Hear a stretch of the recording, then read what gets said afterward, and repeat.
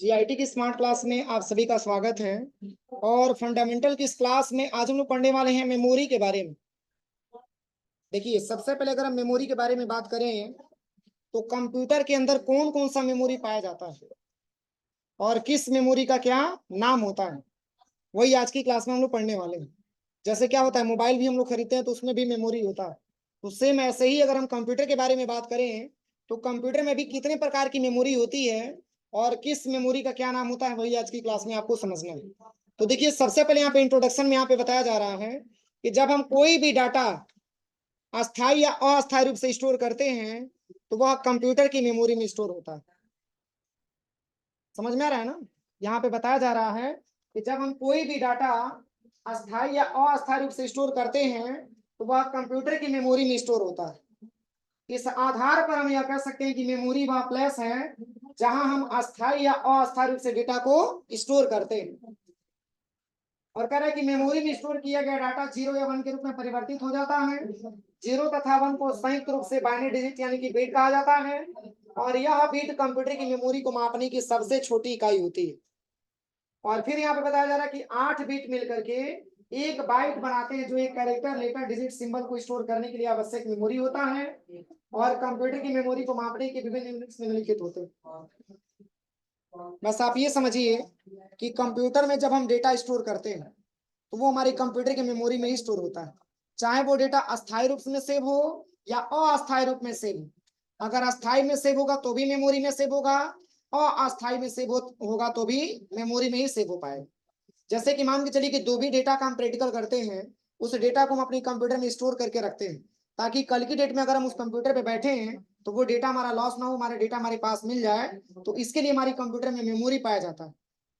तो वो डेटा हमारा कंप्यूटर की मेमोरी में क्या होता है, स्टोर होता है। और वही बातें इसमें लिखा भी है कि इस आधार पर हम यह कह सकते हैं कि मेमोरी वह प्लेस है, वह स्थान है जहां पर हम अस्थायी या अस्थायी रूप से डेटा को स्टोर करते हैं। और कह रहा है कि मेमोरी में स्टोर किया गया डाटा 0 या 1 के रूप में परिवर्तित हो जाता है और 0 तथा 1 को संयुक्त रूप से बाइनरी डिजिट यानी कि बीट कहा जाता है। और मैंने आपको बताया भी था कि जो हमारी कंप्यूटर होती है, कंप्यूटर में एक प्रकार का अगर देखा जाए तो मेमोरी यूनिट भी हमारे कंप्यूटर में पाया जाता है। फर्स्ट यूनिट का नाम मैंने आपको इनपुट यूनिट के बारे में बताया था। सेकंड हमारा प्रोसेसिंग होता है और थर्ड हमारा यूनिट होता है, थर्ड हमारा क्या होता है, आउटपुट होता है। और जो हमारा फोर्थ होता है वो हमारा क्या होता है, मेमोरी यूनिट होता है। मतलब पहले तो आप अपनी कंप्यूटर में डेटा इनपुट कराएंगे, देन उसकी प्रोसेसिंग किस में होगी, सीपीयू में होगी।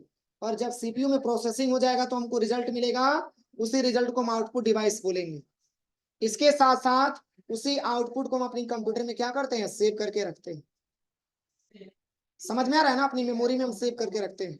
तो वही मेमोरी के बारे में आज की क्लास में जानना है।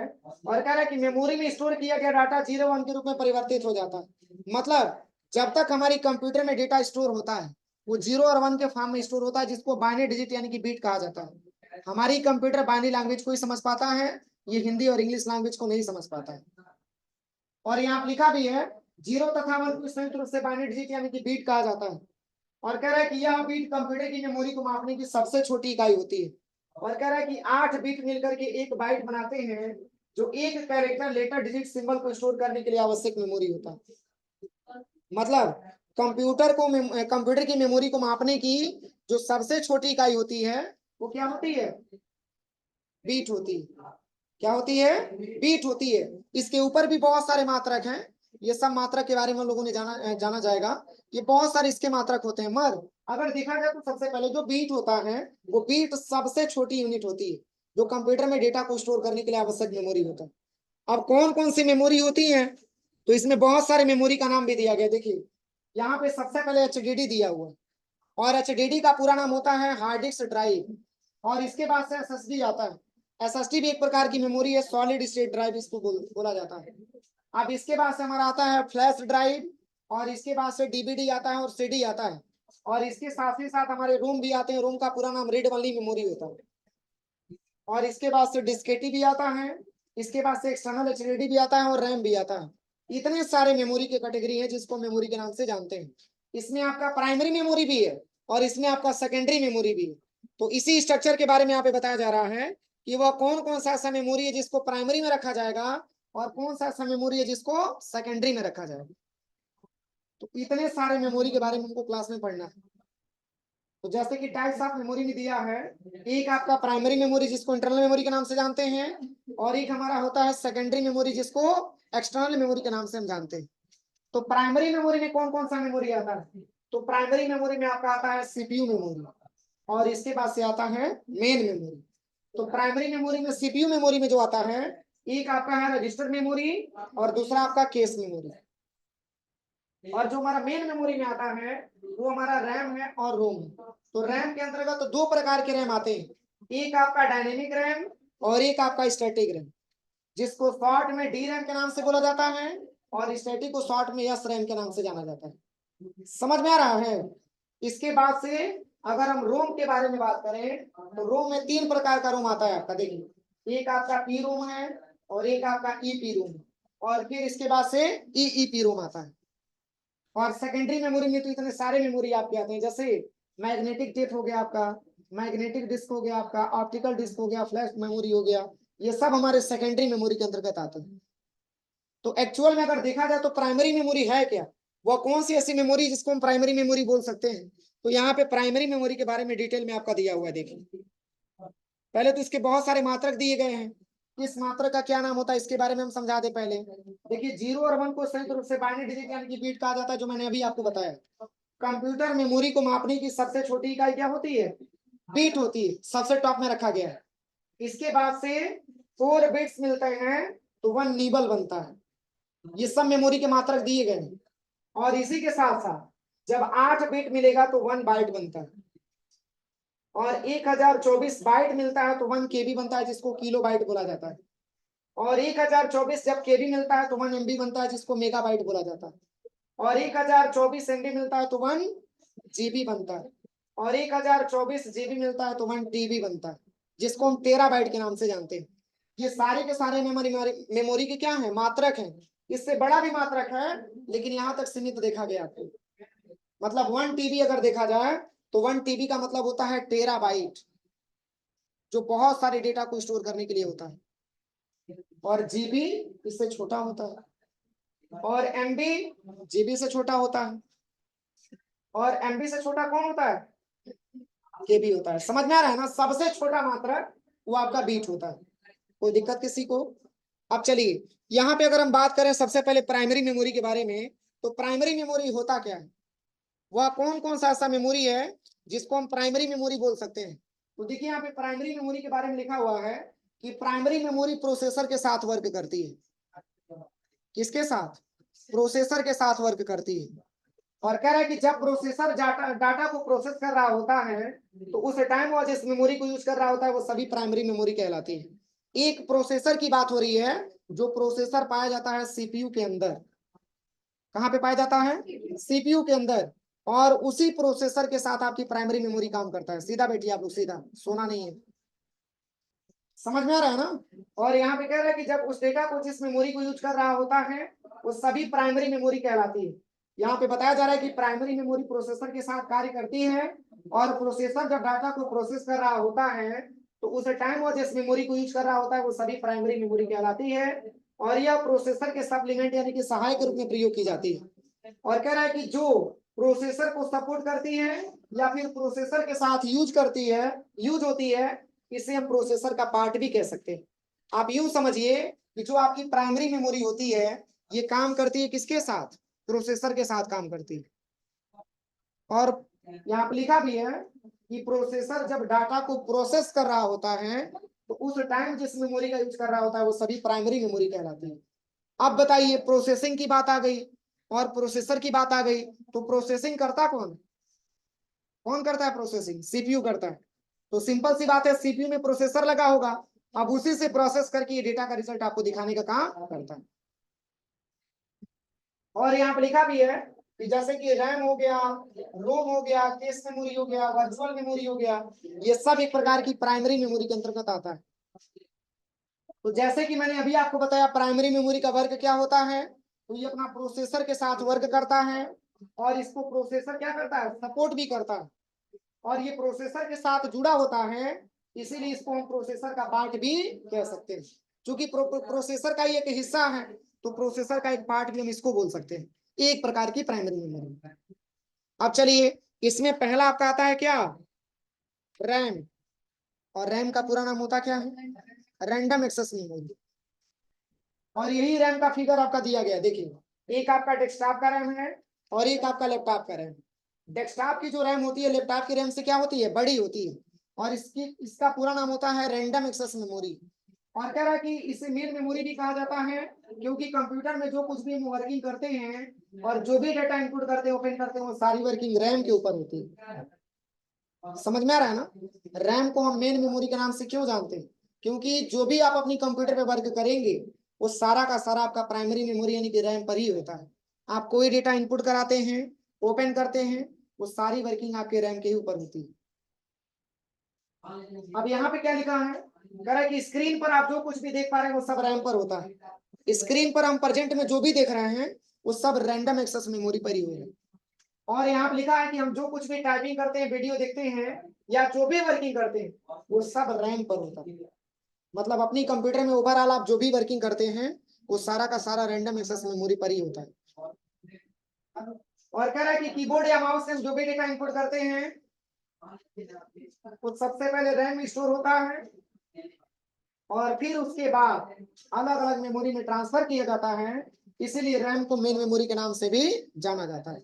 मतलब कि जैसे कि मान के चलिए आप लैब में गए और आपने क्या किया, सिस्टम ऑन किया और आपने कीबोर्ड से आपने पासवर्ड इनपुट कराया, वो आप इंफॉर्मेशन किसको दे रहे हैं, रैंडम एक्सेस मेमोरी को दे रहे हैं। वो सारा का सारा डेटा आपका कुछ समय के लिए रुका हुआ है तो आपका रैंडम एक्सेस मेमोरी पे रुका हुआ है। आप जो भी डेटा इनपुट करते हैं, जो भी आप वर्किंग करते हैं, वो सारी वर्किंग आपके रैंडम एक्सेस मेमोरी पे ही होता है। क्योंकि रैम को हम मेन मेमोरी के नाम से जानते हैं, बिना रैम का कोई काम संभव नहीं है। अब इसमें भी बताया गया दो प्रकार का रैम है आपका, एक आपका डेस्कटॉप का रैम है, दूसरा आपका लैपटॉप का रैम है। और भी रैम के बारे में क्या समझना है, तो यहाँ पे देखिए और भी रैम के बारे में आप लिखा हुआ है कि रैम को हम टेम्पोररी मेमोरी भी कह सकते हैं। क्यों, रैम को हम टेम्पोररी मेमोरी क्यों कह सकते हैं, हाँ क्योंकि उस पर डेटा अस्थायी रूप से सेव नहीं होता। जैसे कि आपको मैं फॉर एग्जांपल आपको मैं बैच पढ़ा करके लैब में छोड़ा कि आप जा करके नोटपैड के सॉफ्टवेयर पे प्रैक्टिकल करिए। आपने गया, सिस्टम ऑन किया और आपने नोटपैड की सॉफ्टवेयर आपने ओपन किया। अब नोटपैड पे आप कुछ टाइपिंग करते हैं और किसी कारण बस आपकी सिस्टम बंद होती है, तो क्या वो नोटपैड का डेटा वापस मिल पाता है, बोलिए। तो कुछ समय तक का जो डेटा आपका स्टोर है वो रैंडम एक्सेस मेमोरी पर ही स्टोर है। हाँ, जब आप उसको सेव करेंगे तब जाकर के वो डेटा आपका ट्रांसफर हो जाएगा सेकेंडरी मेमोरी में। लेकिन प्रेजेंट में वो डेटा कहाँ पे रुका हुआ है, रैंडम एक्सेस मेमोरी पर रुका हुआ है। समझ में आ रहा है ना, इसीलिए इसको हम टेम्पोररी मेमोरी के नाम से भी जानते हैं। टेम्पोररी मेमोरी का मतलब ये होता है कि कुछ समय के लिए डेटा वहां पे स्टोर रहेगा। और यहाँ पे लिखा भी है, कह रहा कि क्योंकि इसमें जो भी डेटा स्टोर किया जाता है वो परमानेंट बेस पर सेव नहीं होता। और कह रहा है कि अगर बीच में लाइट चली जाती है तो डेटा लॉस हो जाता है। मैंने अभी आपको बताया, जैसे कि मान के चलिए कि आप सिस्टम पे जाके कुछ टाइपिंग कर रहे हैं नोटपैड की सॉफ्टवेयर पे, आपने खूब अच्छा से टाइपिंग किया है खूब ज्यादा मात्रा में, और किसी कारण बस आपका सिस्टम बंद हुआ तो आपका डेटा क्या हो जाता है, लॉस हो जाता है। और कह रहा है इसीलिए रैम को हम टेम्पोररी मेमोरी भी कह सकते हैं। और यही रीजन है कि हम रैम को टेम्पोररी मेमोरी के नाम से जानते हैं, क्योंकि उस पर डेटा परमानेंट नेचर में स्टोर नहीं होता। और फिर यहाँ पे क्या लिख रहा है कि रैम को हम वोलाटाइल मेमोरी भी कहा जाता है, क्योंकि पावर जाने के बाद डेटा हमारा लॉस हो जाता है। अगर कोई फाइल हमारा सेव नहीं है तो वह डिलीट भी हो जाती है। समझ में आ रहा है ना, जैसे कि मान के चलिए कि फर्स्टली जो आप सिस्टम पे वर्क करेंगे, आप जो भी डेटा इनपुट कराएंगे चाहे जो भी टाइपिंग करेंगे, वो फर्स्टली आपका रैंडम एक्सेस मेमोरी पे स्टोर होता है। लेकिन अगर वो डेटा आपका सेव नहीं है और किसी कारण आपका सिस्टम बंद हुआ तो आपका डेटा लॉस हो जाता है, वो पुनः डेटा आपको वापस नहीं मिल पाता है। क्योंकि रीजन है, जब हम डेटा को सेव करेंगे तो सेकेंडरी मेमोरी में ट्रांसफर हो जाएगा। तो क्या जब हम डेटा को सेव करते हैं तो नेक्स्ट डे पाते हैं कि नहीं पाते, पाते हैं ना। अगर कोई स्टूडेंट ने डिलीट नहीं किया है तो वो डेटा हमको मिल जाता है। तो जब हम सेव करेंगे तो डेटा सेकेंडरी मेमोरी में ट्रांसफर हो जाता है। लेकिन जब प्रॉपर वर्क आप करेंगे, सेव करने से पहले वो आपका डेटा प्राइमरी मेमोरी पे दिखाएगा। देखिए कह रहा है कि जब हम किसी भी फाइल को सेव करते हैं तो सेकेंडरी मेमोरी यानी हार्ड डिस्क पर जाकर के सेव हो जाता है। और कह रहा है कि रैम को हम डिस्प्ले मेमोरी भी कहते हैं, क्योंकि स्क्रीन पर हम जो कुछ भी दिखता है वो सब रैम पर होता है। और कह रहा है कि इसीलिए इसे डिस्प्ले मेमोरी भी कहा जाता है, और कभी कभी इसे फिजिकल मेमोरी के नाम से भी जाना जाता है। मेमोरी एक ही है, लेकिन इसका नाम कई सारा है। मेन मेमोरी के नाम से जाना जाता है, डिस्प्ले मेमोरी के नाम से जाना जाता है, वोलाटाइल मेमोरी के नाम से जाना जाता है, टेम्पोररी मेमोरी के नाम से जाना जाता है, और एक और आपका नाम दिया हुआ है, फिजिकल मेमोरी नाम दिया हुआ। इसको फिजिकल मेमोरी के नाम से भी जानते हैं। किसी को कोई दिक्कत? ये भी दो प्रकार के होते हैं, एक आपका डायनेमिक रैम और दूसरा आपका स्टैटिक रैम। अब कौन डायनेमिक रैम और कौन स्टैटिक रैम है, तो यहाँ पे पहला स्ट्रक्चर आपके सामने आता है। यहाँ पे देखिए स्ट्रक्चर आपका बना करके दिया हुआ है। यहाँ पे सबसे पहले आता है डायनेमिक रैम, जिसको शॉर्ट में हम डी रैम के नाम से भी जान सकते हैं। किस नाम से? डी रैम के नाम से जान सकते हैं। तो शॉर्ट में तो डी रैम बोलेंगे, इसका पूरा नाम होता क्या है? डायनेमिक रैम होता है। अब चलिए किस प्रकार का रैम है डायनेमिक रैम, तो यहाँ पे बताया जा रहा है डायनेमिक रैम के बारे में। कह रहा है कि डायनेमिक रैम को एक निश्चित समयांतराल के बाद रिफ्रेशमेंट की जरूरत होती है, और यहाँ पे लिखा हुआ है यह स्लोअर और डायनेमिक नेचर का भी होता है। यह स्लोअर और डायनेमिक नेचर का भी होता है, और इस रैम में प्रोसेसिंग भी क्या होती है? स्लो होती है। अगर हम डायनेमिक रैम के बारे में बात करें तो डायनेमिक रैम में जो प्रोसेसिंग होती है बहुत ही स्लो, मतलब बहुत ही स्लो होती है। और फिर यहाँ पे लिखा है कि इस रैम में पावर भी ज्यादा कंज्यूम होती है और यह सस्ती मेमोरी होती है। मतलब अगर हम डी रैम के बारे में बात करें तो डी रैम ऐसा मेमोरी होता है जो पावर ज्यादा मात्रा में कंज्यूम करता है, और यह एक सस्ती मेमोरी होती है। क्यों? क्योंकि इसकी कार्य करने की कैपेसिटी बढ़िया नहीं होता। और फिर क्या लिखा हुआ है कि डी रैम एक साधारण रैम होता है जिसका प्रयोग कंप्यूटर में रैम मेमोरी के रूप में किया जाता है, और यह चार्ज के रूप में डेटा व सूचनाओं को स्टोर करता है। चार्ज एक प्रकार का मात्रक है, चार्ज एक प्रकार का डेटा को स्टोर, मतलब ये जो डेटा स्टोर करता है ये चार्ज के रूप में डेटा को स्टोर करता है। और फिर कह रहा है इसकी खास बात यह है कि ये बहुत जल्दी जल्दी रिफ्रेश होता है। ये बातें किसकी हो रही है? डी रैम की बात हो रही है। यहाँ पे बताया जा रहा है कि इसकी बहुत खास बात यह है कि यह जल्दी जल्दी रिफ्रेश होता है, और रिफ्रेश का अर्थ होता है मेमोरी चिप को विद्युत आवेशित करना, और यह 1 सेकंड में लगभग हजारों बार रिफ्रेश होता है। और कह रहा है कि जब भी कह रहा है कि तथा प्रत्येक बार रिफ्रेश होते समय यह पहले के कंटेंट्स को मिटा करके क्या करता है? वापस लेके आता है। मतलब जितने बार रिफ्रेश होगा ये जो भी पहले के कंटेंट्स मिटे होंगे उनको पुनः रिटर्न लाने का काम करता है। और कह रहा है कि इसकी जल्दी जल्दी रिफ्रेश होने के कारण इसकी गति क्या होती है? स्लो होती है, कम काम करती है। और फिर कह रहा है कि क्योंकि जब यह रिफ्रेश हो रहा होता है तो सीपीयू रीड और राइट ऑपरेशन नहीं कर पाता है। जैसे हमारा डी रैम बार बार रिफ्रेश होगा तो उस कारण में क्या होगा कि हमारी सीपीयू ना तो किसी डेटा को पढ़ पाएगा ना तो किसी डेटा को राइट कर पाएगा। इसलिए इसकी कीमत भी क्या होती है? कम भी होती है, और यह बहुत सस्ती मेमोरी होता है। यहाँ तक कोई दिक्कत किसी को? चलिए यहीं तक आज के लिए। शेष हम लोग कल से पढ़ा जाएगा स्टैटिक रैम से, लेकिन आज मैंने कुछ प्रैक्टिकल आपको नहीं पढ़ाया है।